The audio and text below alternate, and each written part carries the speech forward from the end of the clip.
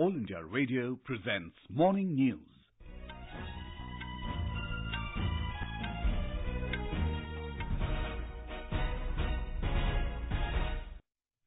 Good morning, I'm Sanjay Mattu. The headlines. Diwali being celebrated across the country with traditional fervour and gaiety, Prime Minister Narendra Modi to celebrate the Festival of Lights with ITBP Jawans at remote border outposts in Uttarakhand. India seeks greater market access in China to bridge the widening trade deficit. US votes in midterm elections, results expected by this afternoon. In sports, Angad Veer Singh Bajwa wins gold with a world record in the men's skeet final at Asian Shotgun Championship in Kuwait, and India beat the West Indies by 71 runs in second T20 in Lucknow to take unassailable 2-0 lead in three-match series.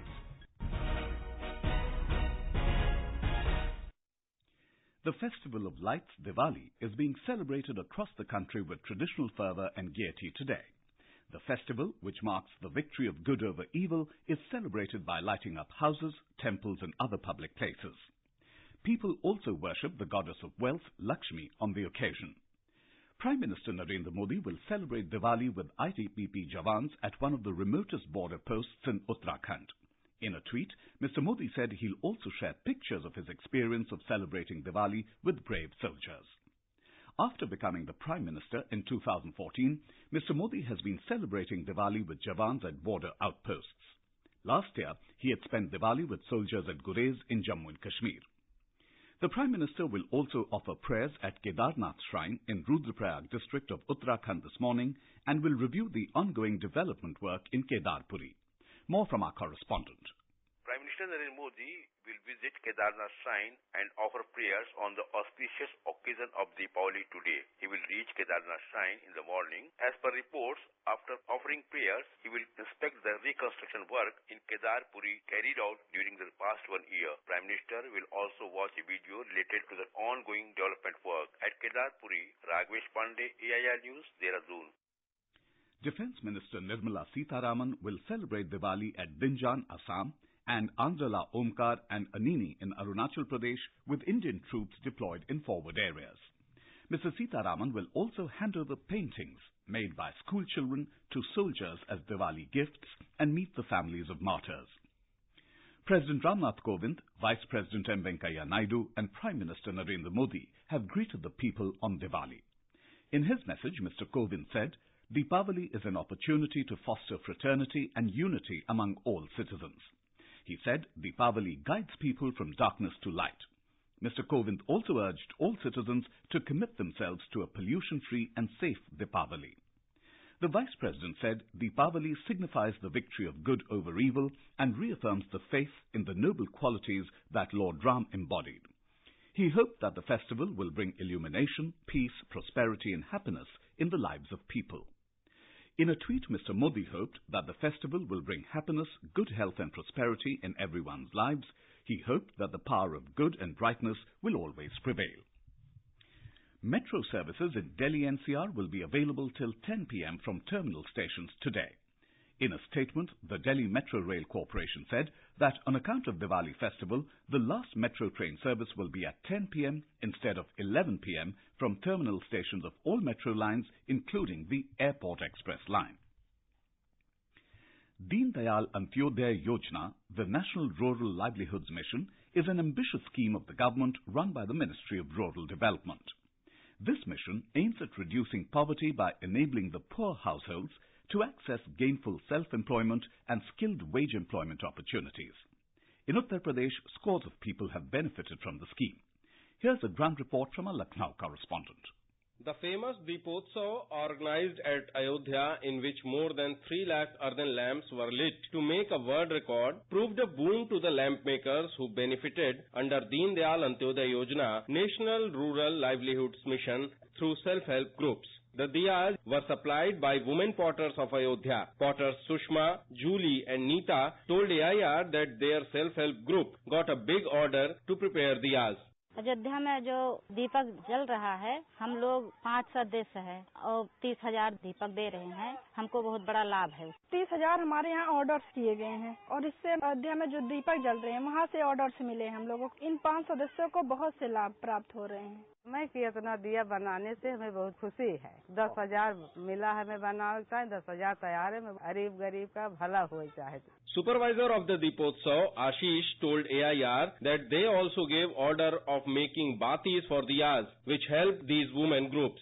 हम लोगों ने 4,20,000 बाती जो स्वयं सहायता समूह ने बनाई है, हमें 1.5 लाख दिया बनाने में करीब 125 परिवार डायरेक्ट रूप में लाभान्वित हो रहा है। In Uttar Pradesh, more than 1 lakh self-help groups are benefited in 35 districts from Deen Dayal Antyodaya Yojana, National Rural Livelihoods Mission. Sushil Chandra Tiwari, AIR News, Lucknow. This is All India Radio giving you the news. For quick news updates round the clock, follow us on our Twitter handle @AIR News Alerts. You can also log on to our website newsonair.nic.in. India has sought greater market access for areas like agriculture products, pharmaceuticals, IT services and tourism in China. The Commerce Ministry said the move is aimed at bridging the widening trade deficit with the neighboring country. The issues were discussed during a meeting between Commerce Secretary Anup Wadhawan and Wang Shouwen, Vice Minister of China's Commerce Ministry in Shanghai.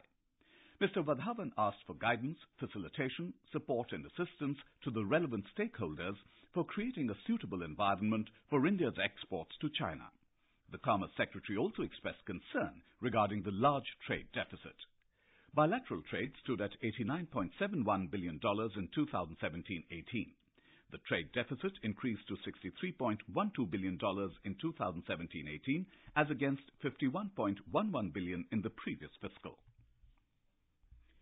India has been elected as member of the International Telecommunications Union or ITU Council for another 4-year term from 2019 to 2022. The elections to the Council were held during the ongoing ITU Plenipotentiary Conference 2018 at Dubai. Commenting on this development, Communications Minister Manoj Sinha said, "This is a recognition of the role that India plays in the area of telecom and ICT on the global stage." The country has been a regular member of the ITU Council since 1952. Americans voted last night in crucial nationwide midterm elections to elect members of the Congress and dozens of state governors. The midterm elections mark 2 years since Donald Trump was elected president and can be seen as a referendum on his performance so far. Republicans, also referred to as GOP, currently control the House of Representatives and the Senate. In the current House, Republicans have a 43-seat majority at 236, while Democrats have 193 members, with 6 seats being vacant. The Democrats need a net gain of 24 seats to win a majority, which is no small accomplishment, but Trump's low approval ratings have given the party reason to hope. The results will start coming by this afternoon. In Pakistan, bank accounts of thousands of individuals have been compromised and money stolen as a result of a massive hack last month. Officials of the cybercrime wing of Pakistan's Federal Investigation Agency said they launched a probe after complaints by several individuals. The cyber attacks were launched on October 27 and 28, and reportedly, data of 8,000 customers from about a dozen banks was stolen. Back home in Chhattisgarh, women voters outnumber men in 18 constituencies which are going to the polls in the first phase on the 12th of November. More from our correspondent. Out of these 18 constituencies which are going for poll in first phase, 12 are in Bastar division and 6 are in Rajnandgaon district. In these constituencies, 190 candidates are testing their electoral fortunes and 14 women candidates are in the fray. The BJP and Congress have fielded 3 women candidates each from these constituencies.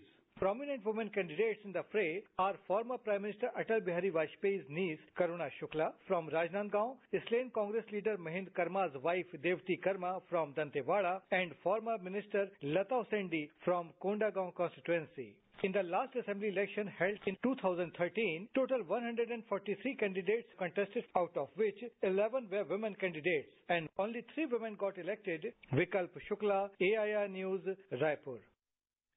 In Madhya Pradesh, a total of 593 nominations have been filed for assembly elections so far. Polling for 230 assembly seats will be held on the 28th of this month. More from our correspondent.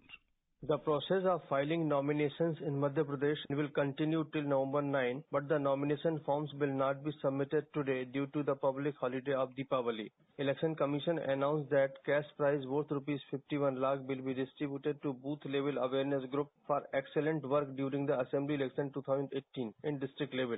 A cash award of Rs 10,000, citation letter and seal will be presented to the Best Group Award winner. Sanjeev Sharma, AIR News, Bhopal.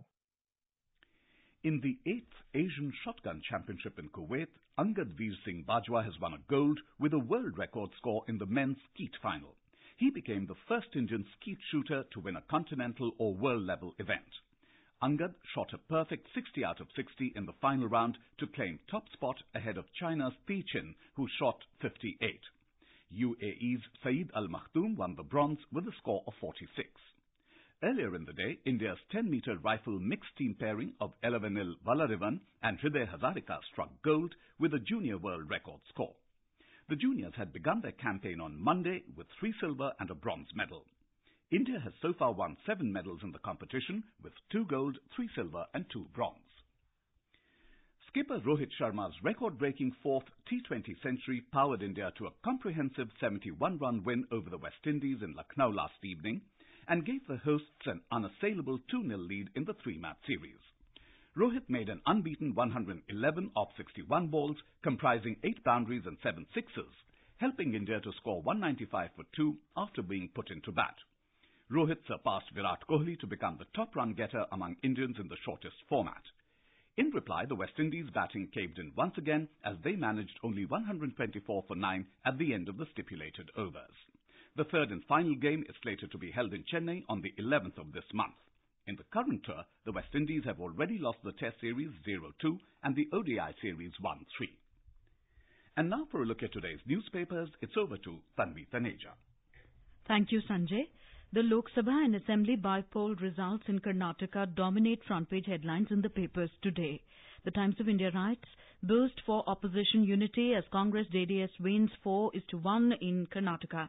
On the outcome in the Ballari Lok Sabha seat, the Hindustan Times reports, in setback to BJP, Ballari tolls for Congress after 14 years. The renaming of the Faizabad district in Uttar Pradesh by the Yogi Adityanath government is prominently noticed on the front pages.